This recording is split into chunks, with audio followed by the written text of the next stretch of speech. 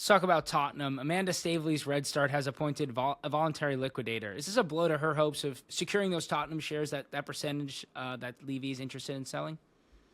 No, I don't think this has got anything to do with it. I think this is more a housekeeping exercise for Amanda about her past companies that she had. I know there are some legal issues that have been well publicised with a Greek investor who had loaned her some money. There's also the vehicle that she went through with Newcastle, with PCP, which was her company at one stage. I think everything's going to be tidied up, and I think this may well be in advance of the Spurs deal being done. I don't think this will necessarily give her any problems. It's more about trying to tidy up the past and make sure that everything's in order. I don't know the actual details of where her lawsuit sits.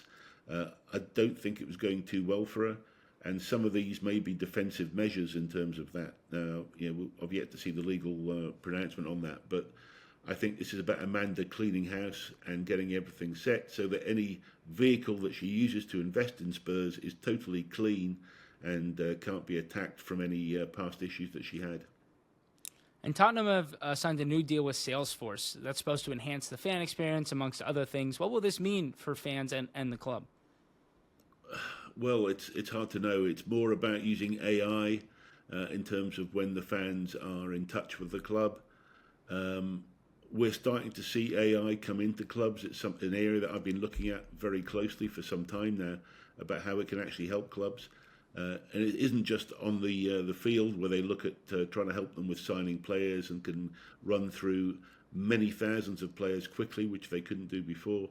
This is more on the commercial side, and it's all to do with Salesforce in terms of the actual digital interaction with the fans, with the club, and how they can enhance that in some way. It may lead to a marginal increase in some revenue. Nothing, I don't think it'll be anything major, but it's about trying to improve the experience with the club. Now, all of us who have had interaction with AI recently will know it's not perfect. And so we'll have to watch and see whether Salesforce can get this right. They're a big organisation. They've had their own problems though in the past couple of years. They've had some pretty big issues themselves. So let's see. I mean, Spurs are always at the front trying to do some unique things, but I'll be particularly interested to watch how this does work with the fan base and if it can be positive. I think there may be some little bumps along the way, so we'll wait and see. And is this kind of commercial deal a big enough one to help that transfer kitty this winter and potentially bring in a new signing? We know Levy is always one to be a little hard with the money. No, I don't. Yeah, he's a great negotiator, Daniel. I don't think it will be moving the dial. This is much more about getting the money in from another minority investor, where there could be significant funds for the January window. There's all sorts of rumours about Ange and different things. So let's just see. I mean, Spurs are being Spurs, and they've got to get some consistency going. That's what the fans are screaming for. So in January, we'll know whether he gets to spend more money or not. We'll be watching. And Tottenham are still in need of a chief commercial officer after Todd Glein has left and decided to join Chelsea. How do they choose a new one?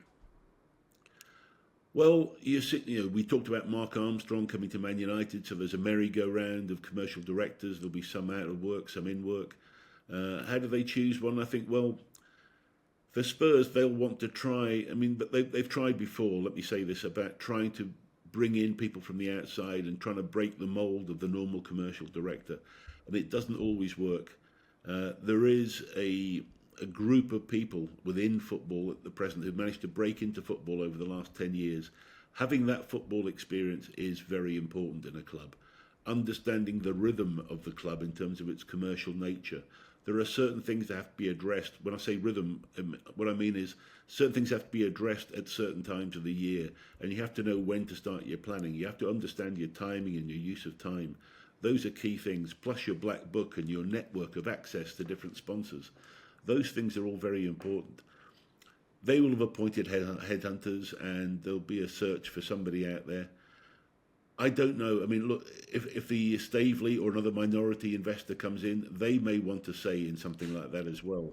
So I don't know the internal workings right now, but you would like to have your commercial director in place as soon as possible. It's not an area that's good to just leave alone.